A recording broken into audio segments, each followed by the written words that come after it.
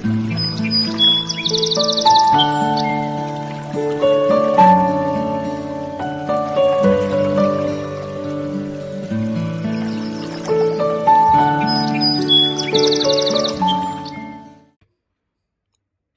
श्रृंखला में आपको ये बताया जाएगा कि आपके कौन से गुण आपको क्या सिखाएंगे जिससे आप धन प्रबंधन यानी कि वेल्थ मैनेजमेंट या कहें कि इन्वेस्टमेंट में आप सफल हो जाओगे। इस श्रृंखला को तैयार किया गया है सफल लोग यानी कि सक्सेसफुल लोगों के अनुभव और सलाह से, उनका एक्सपीरियंस और उनके एडवाइस से, जिससे ये कहना अतिशयोक्ति ना होगी कि आप सफल हों। हर वीडियो के अंत में सारांश दिया है जिससे आपको समझने में और आसानी होगी। चाणक्य कहते हैं कि कह कालकानि मित्राणि को देशो को व्ययागमो कश्याहम काच में शक्ति इति चिंतया मुहुर्मुह। व्यक्ति को निम्नलिखित बातें बार बार सोचनी विचारनी चाहिए। समय कैसा है, मित्र कितने हैं, देश कैसा है, खर्च और आमदनी क्या है, मैं कौन हूँ, मेरी शक्ति क्या है। समय कैसा है अर्थात इकोनॉमी, अर्थव्यवस्था कैसी चल रही है, तेजी है कि मंदी है। मित्र कितने हैं मतलब समय आने में कितनों की और कितनी की सहायता मिल सकती है। देश कैसा है अर्थात केंद्र में संतुलित यानी कि स्टेबल सरकार है कि नहीं, देश विकास के पथ पर है कि नहीं। खर्च और आमदनी क्या है अर्थात मैं ज़्यादा तो खर्चा नहीं कर रहा हूँ मेरी आमदनी के सामने, मतलब मेरे एक्सपेंसेस तो मेरी इनकम के से ज़्यादा तो नहीं जा रहे हैं। मैं कौन हूँ मतलब मैं क्या काम कर रहा हूँ, कितना अनुभवी हूँ, कितनी मेरी उम्र है, मेरी शक्ति क्या है अर्थात मेरी बुद्धिमत्ता, मेरी चतुराई, मेरा आत्मविश्वास, मेरी जोखिम यानी रिस्क लेने की क्षमता कितनी है। किसी ने कहा है कि यदि आपको किसी कार्य को शुरू करना है तो पहले उसके विषय में जानें, समझें, फिर उसे छोटे स्तर पर करें। स्टार्ट छोटे से करें जिससे उसके जोखिम यानी कि रिस्क का आप व्यवहारिक प्रैक्टिकल रूप से हिसाब या अनुमान लगा सकते हो कि हाँ भाई ये काम किया इसमें इतना रिस्क है तो मतलब मैं इसको इस लेवल पे करूँगा तो रिस्क मेरा इतना बढ़ेगा। तो रिस्क के सामने उस हिसाब से आप रिवॉर्ड मतलब जो मुझे फल चाहिए वो कितना मिलेगा, वो उसके लायक भी है कि नहीं रिस्क लेना। क्योंकि इस संसार में हर चीज़ जोखिम से जुड़ी है, वो चाहे आपका हेल्थ यानी कि स्वास्थ्य हो या वेल्थ यानी कि धन क्यों ना हो। चाणक्य कहते हैं कि अल्प बीजम हतम क्षेत्रम अर्थात कम बीज डालने से खेत बेकार हो जाता है। इसी तरह कम ज्ञान और अनुभव का इस्तेमाल करने से हेल्थ और वेल्थ यानी धन और स्वास्थ्य दोनों बेकार हो जाते हैं। संपूर्ण कलाओं से युक्त तो केवल श्री कृष्ण थे, हम मनुष्य नहीं है। चाणक्य ने अपनी नीति में कहा है कि चला लक्ष्मी अचला मतलब लक्ष्मी चलायमान है। इसका मैं एक उदाहरण दूंगा श्रीमद् भगवद गीता के अध्याय 2 श्लोक 67वें में।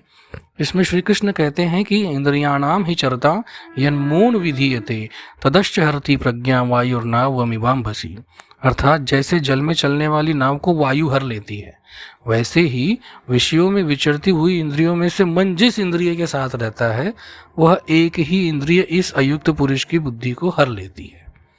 तो चाहे आप क्रोध में रहो, लोभ में रहो, मोह में रहो, काम में रहो, जिसमें भी, अतः लक्ष्मी को रोके रहना अस्थिर बुद्धि के बस की बात नहीं है। क्योंकि एक ही इंद्रिय पे आप अगर रहते हो तो आपकी बुद्धि हरेगी और बुद्धि अस्थिर हो जाती है।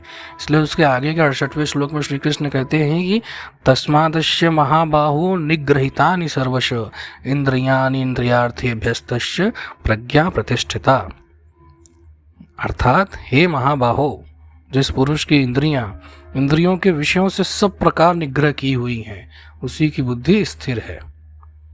और स्थिर बुद्धि आती है ज्ञान से, अध्ययन से और उसके सतत अभ्यास से। चाणक्य कहते हैं कि अनभ्यासे विषम शास्त्रम अर्थात अभ्यास के बिना शास्त्र विष होता है।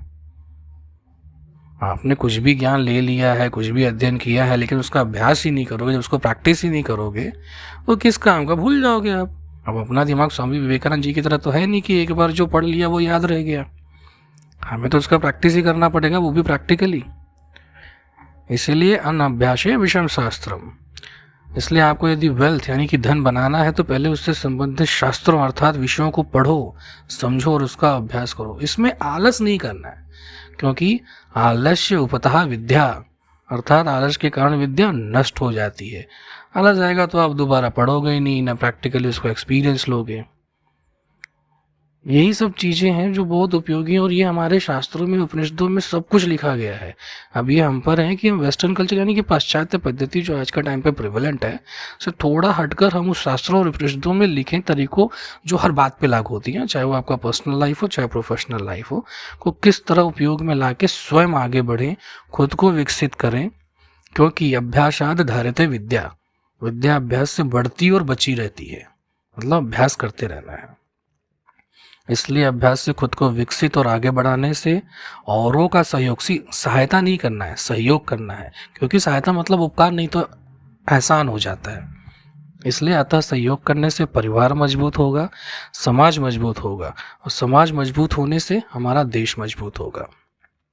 अब सारांश में आते हैं, तो इस वीडियो का सारांश ये है, पहले पार्ट का, हमें 3 चीज़ें सीखनी है। पहला, जोखिम यानी कि रिस्क। हमें उस निवेश के जोखिम को जानना है, उसे समझना है कि उसमें कितना रिस्क है। बीटा, उसके लिए एक वर्ड यूज़ होता है, बीटा कितना है। व्यवहारिक रूप से उसकी गणना करनी है, मतलब उसको प्रैक्टिकली कैलकुलेट करना है, प्रैक्टिकली कि अगर ये इतना नीचे गया है तो वो मेरे रिस्क में एपेटाइट, मतलब मेरी रिस्क लेने की क्षमता में आता है कि नहीं। ठीक है। और वो हर निवेश की हो, चाहे आप एफडी कर रहे हो चाहे बॉन्ड कर रहे हो, ये बॉन्ड में इन्वेस्ट कर रहे हो कि आपका पैसा इतना फिक्स इंटरेस्ट आपको आना है, उसमें आपका इंटरेस्ट रेट रिस्क और लिक्विडिटी रिस्क आ जाता है, वो हम लोग आगे आपको बताएंगे। दूसरा आता है स्थिर बुद्धि। स्थिर बुद्धि जरूरी है, बोलते हैं ना फोकस्ड माइंड, क्योंकि धन को रोके रखना अस्थिर बुद्धि के बस की बात नहीं है। स्थिर बुद्धि रहेगी तो आपके अवचेतन मन को पता है कि हाँ, मुझे निवेश करना है, मुझे मेरे निवेश को इस तरह आगे बढ़ाना है कि जिससे मेरा पैसा बढ़ता रहे। और तीसरा है अभ्यास, प्रैक्टिस। अभ्यास से खुद को विकसित करना है और आगे बढ़ाते रहना है, जिससे हम मजबूत हो सकें, हमारे समाज और हमारे देश को मजबूत कर सकें। धन्यवाद।